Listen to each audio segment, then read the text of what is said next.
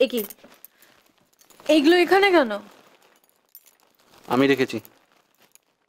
এবার বই খাতাগুলো নাও, পড়তে বসো। অনেক সময় নষ্ট করেছো। আবার আবার হাসি হচ্ছে। আজ না তোমার পরীক্ষা, পড়তে বসো। অমনটা করলে কিন্তু উঠোছে আমি খুব বকবো।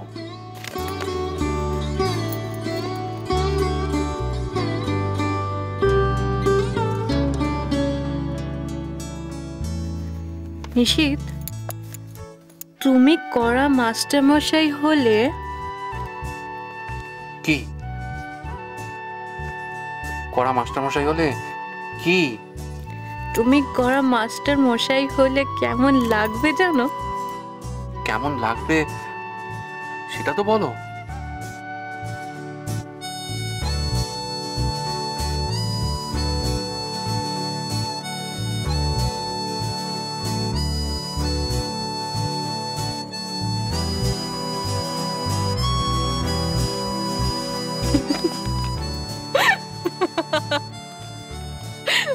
খুব হাসি না? খালি ফাঁকিবাজি, খালি পড়তে না বসার টাল। কোনো কথা শুনবো না, চুপটি করে বই খাতা নিয়ে পড়তে বসো। কি হলো? বইটা খোলো।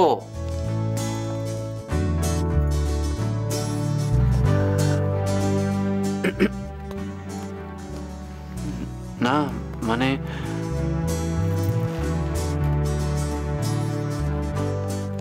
বলছিলাম কি যে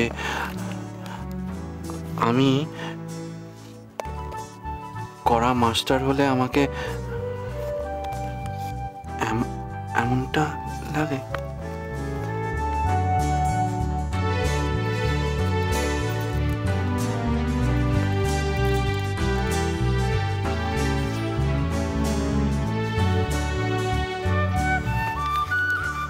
এরকম করা মাস্টারমশাইয়ের কাছে আমার বকা খেতে খুব ভালো লাগে। রোজ না তুমি আমাকে একটু করে বকবে, একটু করে।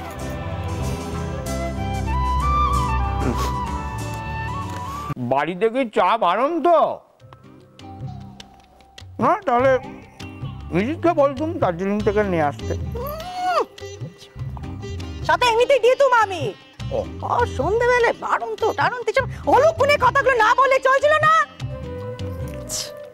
নিশ্চিতকে বলছে চা আনতে, তাদের সে সময় আছে। দেখলো না একদিনের জন্য বাড়ি থেকে বেরিয়ে কি মাকে ভুলে গেল।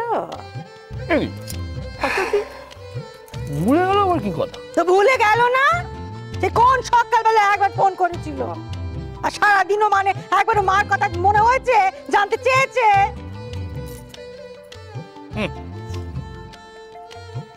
এই হলো গিয়ে তোমার বদরোগ, বুঝলে?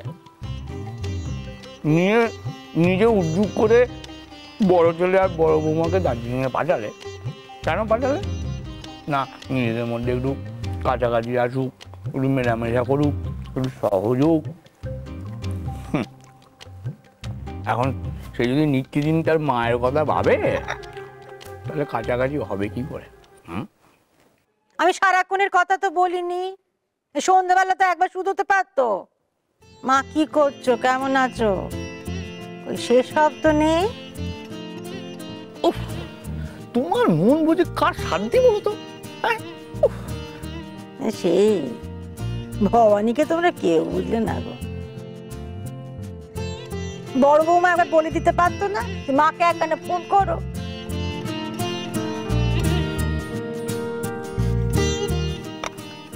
হ্যাঁ গো, আচ্ছা ধরো এমন তো হতে পারে দার্জিলিং থেকে ফিরে তারা কোনো সুখবর দিলে, হ্যাঁ তোমার মুখে ফুল চন্দন পড়ুক। সত্যি যদি তেমনটা হয় না গো, ফুলবুকে গিয়ে আমি কথা শুনিয়ে আসবো, আর থোতা মুখ কানে আমি ভোতা করে দেবো। আশ্চর্য, এর মধ্যে ফুলবো আমার এলো কোত্থেকে? কোত্থেকে আবার আসবে? আর মেজ বৌমা, তার গুণে তো কোনো কথা চাপা থাকে না, হনুমানও। হনিমুন একই হলো। সে শুনে ফুলবইয়ের কি হাসি জানলে। আমি দিয়েছি 2 কথা শুনিয়ে, তবে ঠিক শান্তি হলো না। ও বড় বৌমারা ফিরুক, তারপরে বলো, তখন দেখবে শান্তি পাচ্ছ। ও ঘোষমশাই আর একখানা কথা, তুমি দেওয়ালের জন্য পাত্রী দেখো। আমার ছেলের হাব ভাব মোটে ভালো লাগছে না। ওই মেয়ের বাড়িতে শুনলে না কি সব বললে তারা। কাল রাত্রিরে একবারে ফুলবাবু সেজে বেরুলো, ফিরলো সব ছাই পাশের গন্ধ মেয়েকে। আমি মুখ দেখে বুঝেছিলুম সেও সব গেলেনি, কিন্তু আশপাশের লোকজনগুলো তো গিলেছে।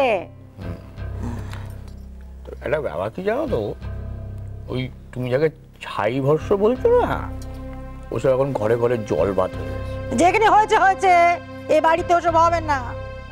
আমি বলছি ছেলেকে সামলাও। ঘন ঘন ফোন আসছে জানলে। হ্যাঁ বললি বলছে আপিসের ফোন, আমি বুঝি না। হ্যাঁ আপিসের ফোন হলে কোণে উঠে গিয়ে গুজগুজ করে কেউ। তাড়াতাড়ি দেখো, বলছি ভালো কথা শোনো। ইস, কত তাড়াতাড়ি আমরা চলে এসেছি। আরে বাবা, পরীক্ষার দিন একটু আগে আগে আসাই ভালো। তারপর আজ আবার স্কুটারটাও নেই। তোমার স্কুটারের থেকে কিন্তু আমরা তাড়াতাড়ি পৌঁছে গেছি, হেঁটে হেঁটে। তুমি আমার স্কুটারটাকে ছোট করছো? মোটেও না। চলো না নিশিত, ওই দিকের মাঠে যাই। কি আছে ওদিকের মাঠটা? কোনোদিনও যাইনি। চলো না চলো না চলো না। তুমি না বড্ড ছেলে মানুষই করো। চলো। শশী দেখো, কলেজ বাড়িটাও কেমন চুপ মেরে আছে। কিছু বুঝতে পারছি না, আর এখনো কেউ আসেনি কেন? সব কেমন শুনশান, গাটা ছমছম করছে। ইস, একটা ভূত এলে না মন্দ হয় না। আমি কোনোদিনও ভূত দেখিনি। কেন তুমি ওনাদের নাম নিচ্ছ? নিশ্চিত ওই দেখো, স্প্রিং এর পাশ দিয়ে কে চট করে সরে গেল। কোথায়? কই কই কাউকে দেখছি না তো। হ্যাঁ, কেউ নেই শশী? সেটাই তো। তুমি বিশ্বাস করলে আছে, না হলে নেই। হ্যাঁ, তুমি ওই দিকে দেখো, দেখো না তুমি, ওই দেখো পাতাটা নড়ছে। জানো, আমি না শুনেছি এরকম নিরিবিলি জায়গাতেই না ওনারা আসে। ওরে বাবারে, কি হলো? কি যেন একটা পায়ের উপর দিয়ে চলে গেল, নরম নরম।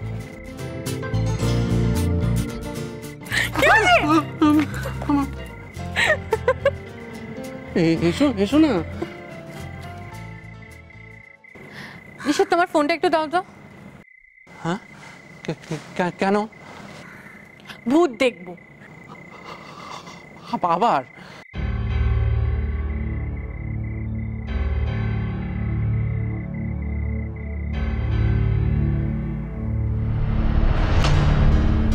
এ কি?